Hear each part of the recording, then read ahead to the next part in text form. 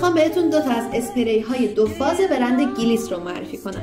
این دو اسپری ضد وز و براق کننده مو هستن، باعث شانه پذیری آسان مو میشه. اگه موهاتون زیاد گره میخوره، گره‌های موتون رو از بین میبره، باعث براقیت و شادابی مو میشه و هیچ احساس چربی و سنگینی هم به موهاتون نمیده. روش مصرفش به این صورته که بعد از حمام ابتدا بعد حتما تکونش بدین تا این دو فاز با هم دیگه مخلوط و یه دست بشن و بعدش هم روی موهاتون اسپری میکنید. این اسپری حاوی کراتین مایع و اکسیر روغن‌های مقوی مو هستش و این یکی هم حاوی کراتین مایع و میکرولیپیدهای ترمیم کننده موه.